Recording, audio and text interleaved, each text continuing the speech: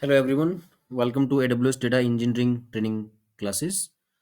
So today we will be starting with database services. So when we say database services, there are different type of databases available in AWS, and for each type of database there is a separate, I would say, requirement. So for different type of scenario, different database can be suitable. There are few, I would say, positive things, few challenges, few limitations, but depending upon different type of use case, we can think, okay, this will be a good fit for this particular use case. So uh, today and in upcoming few classes, we'll be talking about different database services. Today's class is specifically dedicated for Athena and Redshift. So we'll be starting the class with the agenda. So we'll be talking about overview of Athena, overview of crawlers, overview of Glue data catalog, setup Athena, execute SQL queries in Athena, overview of Redshift, create Redshift cluster, and execute SQL queries in Redshift. All these things we will be doing practically, so it is more clear to you. Starting with overview of Athena. Athena is an interactive query service that makes it easy to analyze data directly in Amazon S3. What does that mean? Usually, if I talk about traditional database, suppose Oracle, Microsoft SQL Server, IBM DB2, right? What we do is we create a table and we load some data. And after that, you start executing the query, right? That means to start with, you should know how many columns should be there, what should be their appropriate data type, right? After that, you will be loading the data and finally you will be executing the query. But on the other side, Athena eliminates the need of thinking about how many columns should be there, what should be their data type, how to create a table. All those things are not required. Athena is a query engine. It is capable of executing the query directly on the data which is stored in S3. It looks like that we are talking about it database and table, but the truth is there are two separate part. One is storage. Storage means your file is stored into S3 in some bucket, and another part is Athena, that's a query engine. Okay, that query engine is capable of querying your files as it is. No database is required, no table is required. It is capable of processing your file directly. It is completely serverless, zero infrastructure and zero administration. That means you don't have to worry about database creation and DBA and backup and all that stuff. That's not required. Your data engineering team that can keep on adding some data into S3, and another maybe SQL team or SQL developer, they can directly execute the query on top of that data. I will show you shortly how does that work. Easy to query, just use standard SQL. Athena is like a select star from table, order by, group by, where condition. That means there is no new query syntax. You don't have to learn any new query syntax. You can, if you are aware about basic SQL syntax, you are good to go. You can do that. And pay only for the queries you run. It's not a Microsoft SQL server which is keep on running 24 by 7. It's not like that. Data is stored separately, and Athena query engine will run only when you are executing a query. It's like a Lambda function, right? In Lambda, we had written some Python code, and only the time you running the code, suppose 10 seconds. So you will be charged only for those 10 seconds. And you are not even need to worry about how to start a server, how to stop a server. That's not your concern. Same thing is here. When you are executing a query, Athena query engine will run and you will be charged only for the queries you are running, not beyond that. Okay. Scales automatically executing queries in parallel. Since it's serverless, since we are not managing the Athena server, that means depending upon the complexity of your query, accordingly it will be using the capacity. That means if you're using a simple query, Athena will use the limited capacity to execute your query. If your query is a complex query that may include multiple joins, multiple aggregate functions, and data can be quite huge, depending upon the complexity of the query, it will be increasing the capacity behind the scene. That's not your concern. Completely scalable. And you can use Athena to process logs or data analytics or run interactive queries.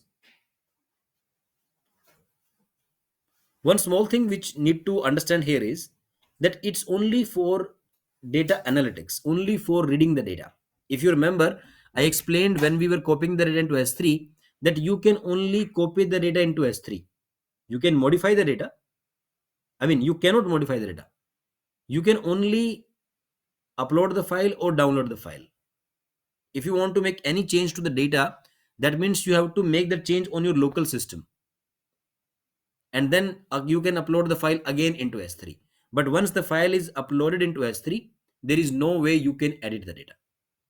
That's why even Athena, you can only read the data, you can only do data analytics, you can execute the queries, but you cannot update the data. Suppose existing data is there, if you want to suppose update the address of an employee, can you do that with Athena? No, you can't do that. Can you insert one more employee record? You can't even do that. You cannot do row level operation. And can you delete one employee record from the table? Even that's not possible. Why? Because this table and database are only virtual concept. Behind the scene, the reality is there is a file stored in S3.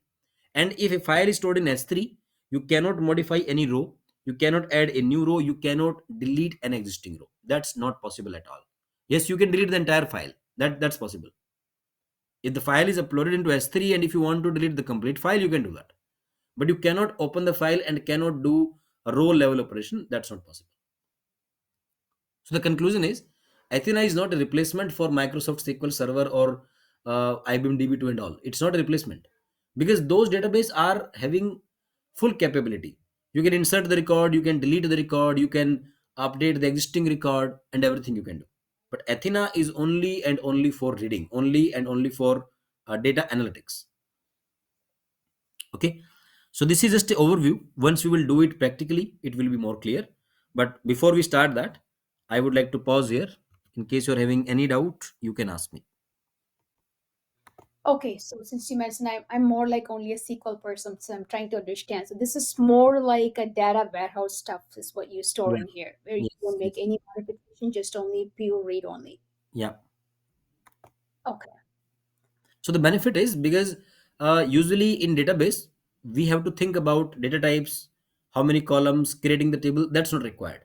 That part will be Mm, automatically taken care by Athena. You simply provide the location that this is my S3 location where my file is located.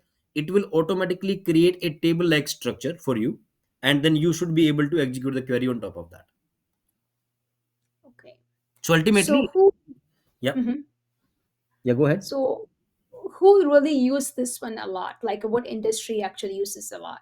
Data It's not analytics. like a Whoever is doing the data analytics who don't want to modify the data, I will give an example. Suppose you are having credit card statements, so definitely you will not make any changes because transaction has already happened in past. There is no point of making any modification. You can only do some analytics on top of that, and that analytics can be fraud analytics. You would like to capture few transactions which looks suspicious, or depending upon the credit card history, you may be tailoring few offers, few schemes, few retention plans, something like that. So basically you are receiving some data from somewhere, and the data is completely read only data. There is no point, there is no meaning of you are trying to delete or modify the data. The data is already captured in history. You can only perform some analytics on top of that, and use that analytical result for enhancing your business. okay. Got it. Got it. Okay, thanks. Okay, so I'm opening the Glue. You may be thinking what Glue is. So Glue is a helper service of Athena, I would say. So Athena is a query engine, but in order to execute the query, first it needs some table. Who will provide the table? As I told you, we are not creating the table. I will be simply putting my data into S3. So Glue will help for that. Glue is smart enough that it can uh, crawl through your data. Crawl means because we are not even declaring how many columns are there and what should be their data type. I'm not doing anything. So crawler, as the name indicates, crawler will crawl through your data. It will find out that how many columns are there in that file, and depending upon the value, it will even detect like what should be the appropriate data type. It can be numeric, it can be alphanumeric, it can be decimal, it can be completely text based, or whatever it is, right? It can be true or false also, right? Boolean. So it will detect the column, it will detect the data type, and it will create a table for you. The table is just a virtual table definition. I would say simply metadata, because just like SQL Server or Microsoft Oracle and all, it does not hold the data. It only holds the table definition. Behind the scene, the reality is the data is stored in S3 only. So there are three layers now. One layer is S3, which maintains the data. Second layer is a metadata. It contains the like column name and their data type, and behind the scene which particular file it's pointing to, because in S3 also there can be multiple files, right? So which particular file it's pointing to, that is your middle layer. On top, Athena is there, that's a query engine. So for end user, for SQL developer, they are not concerned about S3 and glue and crawler and all that stuff. They simply think that they are executing some query on the table and they are getting the result. But as a developer, as a data engineer, we know the complete system, that behind the scene there is a crawler, and under the crawler there is S3 data, and ultimately S3 data will be analyzed and result will be produced. Once the result is produced, after that, if you would like to store that result or you would like to do further analytics on that result, that's also possible. Okay, why it's not opening?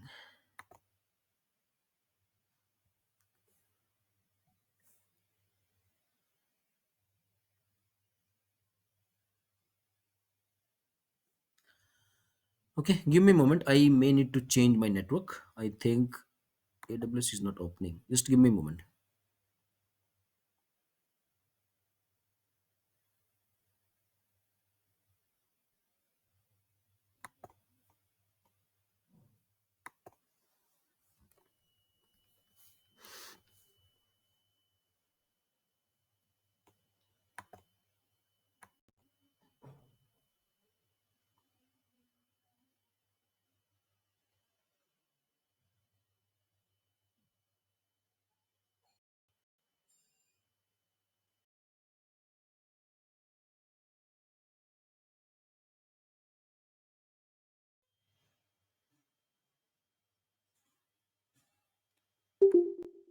Okay, I think my screen sharing is stopped. I am starting it again.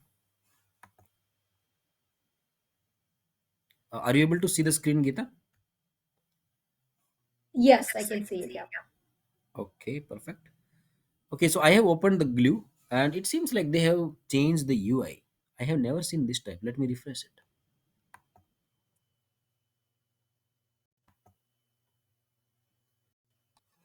Because these AWS people, right, they keep on changing the stuff. So, yeah, okay, that's fine.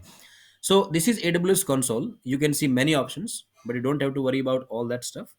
You simply scroll down and you will find an option of crawler. You see that? Crawler. Okay.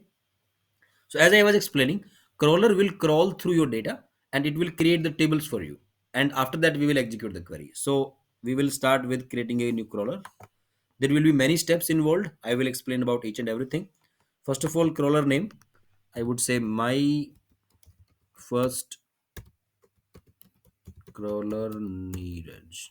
Okay. And description, anything. I would say to scan alpha project data. Okay. Tags are optional. Move to the next one. Okay, data source configuration. It's asking like, have you already mapped some data? No, we haven't done that. So we'll go with not yet. And data source, there is no data source added as of now. We'll add the source. So add a data source. Okay, and there are many type you can do. S3, JDBC connection, DynamoDB, MySQL, Oracle, much more stuff are there. But for now, we'll be going with S3. Okay, after that, your S3 data is available in this account or in different account. So right now we'll play with my account only. So I will go with this one. Which S3 bucket? So I don't remember it. Let's do one thing. Let me duplicate this. We'll check our bucket name, where the data is located, and all that stuff. Okay. So I will open S3.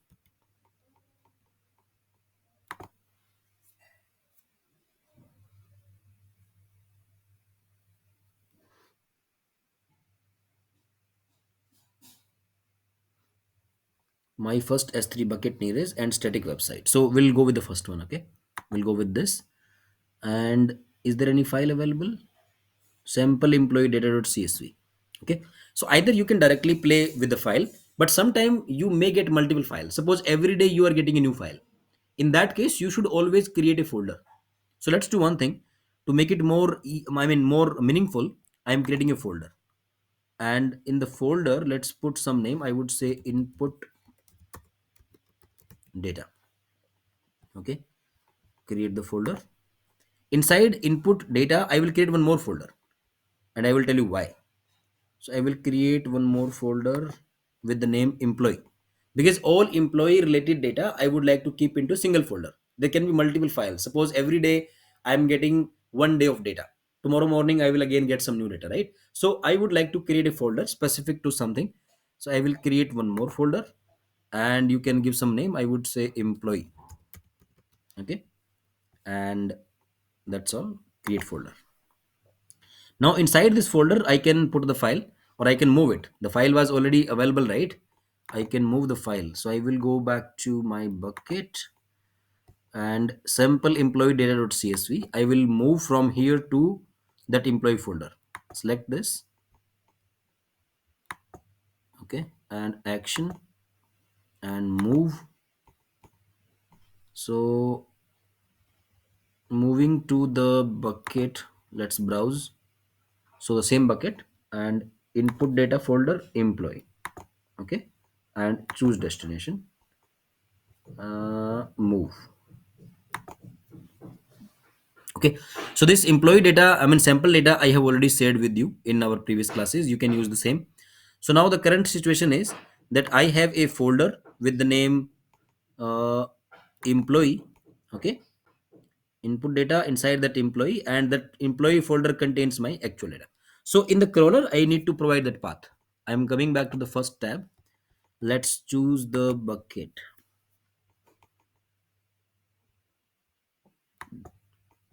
Okay, okay, not the bucket, the complete path, my bad.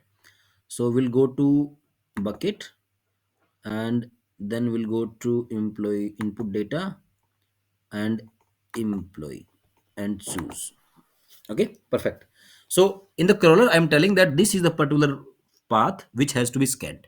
I'm not telling how many columns are there in the file, what are the data type. I'm not telling all that stuff. That crawler will automatically do. Okay, crawl all subfolders. Employee folder right now is containing only one file, but maybe it containing multiple files for different countries, different dates. There can be many more subcategories, but this is the parent folder. So it will crawl all subfolders as well. You can go with the default settings and add S3 data source. Okay, now the next is custom classifier optional. Although it's optional, but it's very important thing, because automatically how does your crawler know what type of data your file contains? That may be containing CSV data, that may be containing TSV data, that may be containing, I would say there are different more formats: ORC format, Parquet format, JSON format, XML format, right? So few details we have to provide, and scanning of data and detecting the column that it will automatically do. So let's add one classifier. Okay, expand this. There is no classifier. Add a new classifier. So we'll provide some meaningful name. You can give anything. My CSV classifier need is okay. And what type of file it is? JSON, XML, CSV file is there. Uh, Column identifier is comma. Quote is okay. Column heading is has heading.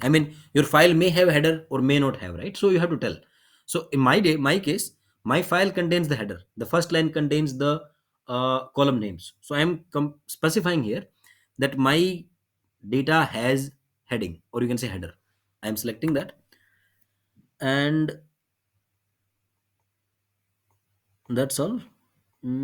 Custom data type, that's not required. It will automatically figure out. Click on create. That's all. So basically I declare two things. First thing, I declare that my data is of type CSV, and another thing, I declare that my file has header, and I provided a meaningful classifier name. That's all, right? So I can come back to the first tab. If you want, you can even close this tab. It's no longer required. Now refresh this list, and in this list you will find that my CSV classifier need is. That's good, and click on next. Okay, Now, this is another important thing. It's asking about an IAM role. As we discussed in our very first class of the training, that in AWS you cannot do anything without IAM role. Now you need one IAM role, and what type of permission are required? Think about it. First thing is, if you are creating a IAM role for Lambda, so there should be basic Lambda permission that's required.